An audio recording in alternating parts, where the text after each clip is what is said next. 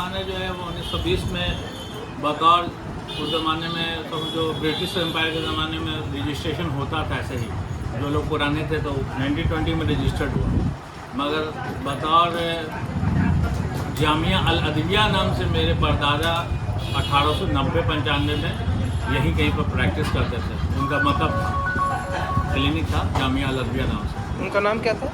हकीम मौला बख्श है। वो आपको अभी जो प्रेजेंट अभी जो राधा कृष्ण मंदिर है हम लोग के अपोजिट PMCH के सामने, वहाँ पर उनका मतलब था। उससे पहले वहाँ पर अस्तबल था। इस बिल्डिंग में वो करीब मेरे परदादा 1895 या 1905 के बीच में आए। उस वक्त वक़्त किया हुआ था ये मन्नू खानम का, फिर उसमें किरदारी में आ गए और 1901 में मेरे दादा फिर पैदाइश हुए दादा का, हकीम नूरुल हुदा साहब। उन्होंने इस काम को बढ़ाया और 1920 में उन्हीं के नाम पर नूरानी दवाखाना रजिस्टर्ड कर दिया। उसके बाद 1925 से लेके 1955 तक का ये ग्लोरियस पीरियड था इस दुकान का। 3 अवार्ड उस वक्त तक मिल चुका था नेशनल लेवल पर। एक गोल्ड मेडल 1936 में बिहार उड़ीसा प्रोविंस मिला के इंडस्ट्रीज और आर्ट एंड क्राफ्ट के लिए मिला गोल्ड।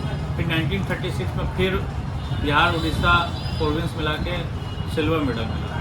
तीसरा बहुत बड़ा जो अवार्ड मिला वो 1958 में डॉक्टर जाकिर हुसैन के ज़रिए वो वंडर हब हेलियन का कल्टीवेशन दादा कराएँ, जो पूरे उस ज़माने में वर्ल्ड में सिर्फ ईरान में होता था और इंडिया में सिर्फ हमारे हरबेरिया में। तो उसके लिए स्पेशल अवार्ड मिला 1958 में लेट डॉक्टर जाकिर हुसैन के, उस वक्त गवर्नर थे बिहार के। उसके बाद बहुत सारा ऐसा अवार्ड है, मेमोरेंडम है। सबसे बड़ी बात है हकीमों का वो तांता लगा रहता था यहाँ, और वैद्य लोग का भी बहुत तांता था, जिसमें हकीमों में जो सबसे बड़े हकीम थे जिनको अल्लामा कहा जाता हकीम कबीरुद्दीन साहब, उनका यहाँ दादा से वास्ता बहुत था। 3 मरतबा वो बिहार आए, पटना आए और 2 मरतबा नूरानी दवाखाना में खुद आए और 1 बार नूरानी बाग गए हर्बेरियम देखने के लिए। उसमें हेलियन को उन्होंने देखा भी और उसके बारे में बहुत बड़ा एक मेमोरेंडम लिखा बुक में। उसको 3 लेटर दिए उन्होंने लिख के, और दुकान का इंस्पेक्शन भी किया। उस वक्त वो दिल्ली बोर्ड में दिल्ली तिब्बी कॉलेज में वो प्रोफेसर थे। तो बिहार जब आए तो दौरा यहाँ किया और दादा से हकीम अब्दुल मजीद साहब जो हमदर्द के फाउंडर हैं, उनसे भी दादा का कुछ रब्ता था। उनके बेटा हकीम हमीद साहब को दादा अपने ज़माने में हेलियन जो असली जो हमारे यहाँ होता है वो सप्लाई देते थे। उसका कई लेटर है। उस लेटर में एक लेटर में वाज़े किया गया है कि दादा के बारे में, कि दादा बोल रहे हैं, दादा को लिखा उन्होंने कि माल जो सैंपल भेजा वो बहुत ही अच्छा भेजा और इस पर रेट कम कर दें, और उन्होंने ऑर्डर दिया है दवा की। ये ख़ास दवा थी हेलियन। मैंने अपने बुज़ुर्गों से सुना है, और एक वकील साहब थे इसी गली में, बिहारी सोलन गली में, उनका भी तकरीबन एज 95 था जिस वक्त 2005 में वो आते थे। तो उन्होंने कहा भी था कि तुम अपने दुकान के बारे में कुछ जानते हो इसलिए। हम बोला नहीं, हम उस वक्त स्टार्टिंग किए थे बैठने 2003 से।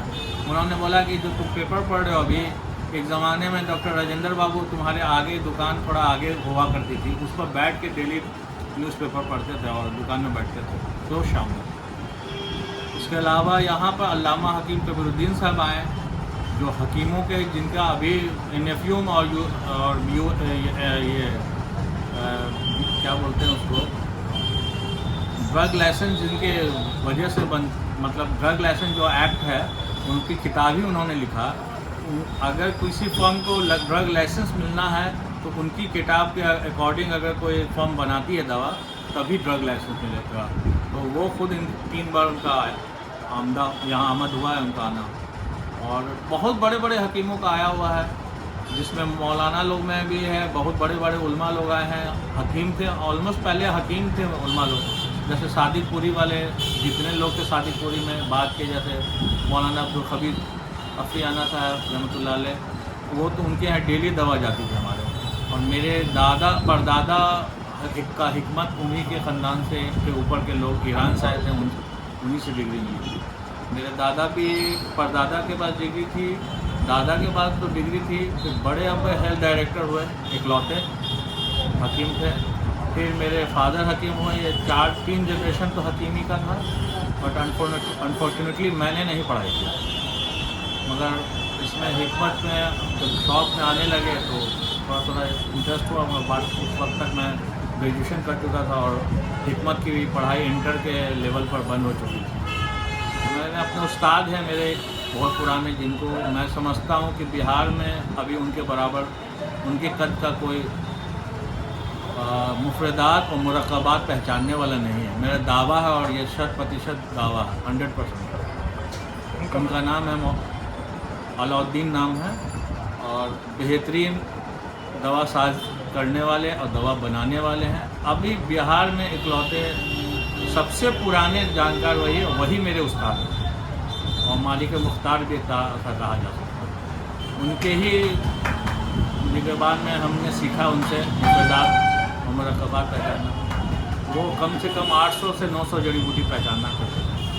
अब तो कमी होते गया है, बहुत सारी जड़ी बूटी जो बरसगीर से आती थी या बाहर से जो आती थी वो आ नहीं रही, मगर उनका पहचान अभी भी उनको याद है।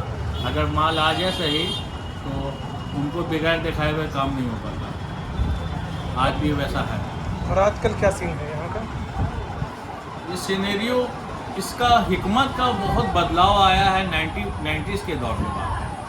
90s के दौर के बाद सरकार का जो गवर्नमेंट का पॉलिसी है वो यकीनन तौर पर हकीमी को, हिकमत को ख़त्म करने का इरादा है एक तरह से। क्योंकि हिकमत को BOMS का जो डिग्री हकीमों को मिला, जो तिब्बी कॉलेज दे रहा है या गवर्नमेंट दे रहा है, उनकी डिग्री को इक्विवेलेंट डिग्री कर दिया MBBS के बराबर, बैचलर ऑफ यूनानी मेडिसिन एंड सर्जन। तो जो लोग हकीम अब निकल रहे पढ़ के, वो इंग्लिश में पढ़ते हुए हिकमत को छोड़ते हुए, तर्क करते हुए जो बेसिक कंसेप्ट है वो छोड़ दिए, और वो लोग, उनको पता है कि इनकी डिग्री जो है वो आपको MBBS के बराबर है, तो वो लोग अब इंग्लिश दवाई की प्रैक्टिस करते हैं, बजाते इंग्लिश प्रैक्टिस करते हैं, और बड़े बड़े हॉस्पिटल में भी हैं, और अपनी जो चीज़ है, जो यूनानी सिस्टम है, उसको छोड़ दिया, तर्क कर दिया। इस वजह से यूनानी को नुकसान हो रहा है, बेसिक को नुकसान हो रहा है। देखा जाए तो बड़ी बड़ी फर्म है, मगर जितनी क्लासिक मेडिसिन यूज़ होनी चाहिए जनरल लोगों को, जिससे बहुत फ़ायदा उठाया जा सकता है और पहुंच सकता है, सरकार को भी फ़ायदा होगा, इस देश को भी हो सकता है, मगर उससे फ़ायदा नहीं उठाया जा रहा। ये एक तरह से सौतेला व्यवहार किया जा रहा है, क्योंकि आयुर्वेदिक में काम बहुत अच्छा हो रहा है। आयुर्वेदिक का जितना कॉलेज है वहाँ फंडिंग है, या आयुर्वेदिक वाले लोग जो पढ़ते हैं तो आयुर्वेदी में अपना प्रैक्टिस करते हैं, मगर यूनानी कॉलेजों और जितने भी जगह सेंटर है वहाँ पर वैसी उपलब्धि नहीं है या वैसा साधन नहीं है कि लोग आज हिम्मत करें, स्टूडेंट लोग की वो पढ़ाई अच्छे से करके वो हकीमी पढ़ाई करें, क्योंकि उनको किसी तरह का सपोर्ट नहीं, ना गवर्नमेंट से है, ना कोई प्राइवेट इंस्टीट्यूट है या कोई बड़ी फर्म है। अब जैसे बिहार में इकलौती अब हमारी ही फर्म बच रही है, तो अब तो नए हकीम लोग को जो पढ़ाई कर भी रहे हैं तो वो लोग तो हिकमत को जानते ही नहीं हैं, वो जड़ी बूटी को पहचानना भी नहीं जानते हैं, वो मुफरदात क्या है, मुरक्कबात क्या है, दवा साजी क्या है, ये नहीं जान रहे। तो उनको खुद ही नहीं अपना मतलब ये नहीं है, खुद नहीं पता है, उनको कॉन्फिडेंस नहीं है कि वो खुद प्रैक्टिस कर सकें, दवा जानते ही नहीं है। क्योंकि यहाँ तिब्बी कॉलेज हो या सेंट्रल बोर्ड हो या सेंट्रल रिसर्च सेंटर है, इवन सेंट्रल रिसर्च सेंटर में भी लोग अच्छे से नहीं काम कर रहे हैं, उनको खुद नहीं पता कि कौन सी दवा किस काम में यूज़ होगी, जड़ी बूटी कहाँ से आती है, इसकी ताकत कब तक बची रहती है, हैवानियत और जिनसी दवा जो है उसको पहचानना, तो कुछ जान ही नहीं रहे तो काम क्या होगा, रिसर्च वर्क नहीं है। अब ले दे के हमदर्द एक ऐसी फर्म है जो बचा के रखा हुआ है शायद अभी भी यूनानी का, बट उनके यहाँ भी थोड़ा पैटर्न चेंज हो गया, वो भी पैकेजिंग पर बहुत जोर दिए हैं, और जनरल हकीमों के लिए बहुत ज़्यादा ये नहीं है कि रुझान करने के लिए, जैसे हमदर्द के पास अपना ये नहीं है कि जड़ी बूटी का सप्लाई वो खुद नहीं दे पाते हैं किसी को, या किसी फर्म को दे, या एग्जीबिशन हो, क्योंकि उनके पास तो बहुत सारी जड़ी बूटी सरकारी तौर पर मदद उनको मिलती है, बाकी सारे इंस्टीट्यूशन को या फर्म को नहीं मिल पाती है। तो हमदर्द जो अपना काम कर रहा है वो ठीक अच्छे काम कर रहा है, बट उनको भी अब वो है कि उनको पैसा कमाना है, नया दौर का पैकेजिंग है, जैसे अब डाबर से कंपटीशन है, बैद्यनाथ से है, रामदेव बाबा पतंजलि से है, तो बेसिक चीज़ जो है वो तो छोड़ दिया है, सब खत्म हो चुका है, लगभग ख़त्म हुआ है। अब जितने हकीम हैं वो सब डॉक्टर हो गए हैं, तो हकीमी को इससे फ़ायदा नहीं होगा। इससे तो ये पैथी जो है वो धीरे धीरे ख़त्म होता जाएगा। अब जो लोग पेटेंट दवा बना रहे हैं वो लोग काम करते रहेंगे, अपना बनाएंगे। अगर उनके जनरेशन के लोग अगर हकीमी पढ़ाई करेंगे सही से, तभी तो वो जानेंगे। सबसे बड़ी बात, अगर जानेंगे नहीं तो दवा पहचानेंगे क्या और दवा कैसे मैन्युफैक्चरिंग करेंगे। सबसे बड़ी बात, टेक्नोलॉजी ज़रूरी नहीं है, मेन टेक्नोलॉजी यूज़ किया जा सकता है। न्यू टेक्नोलॉजी रिसर्च वर्क हो, उसके लिए लैब होना चाहिए, सब कुछ हो।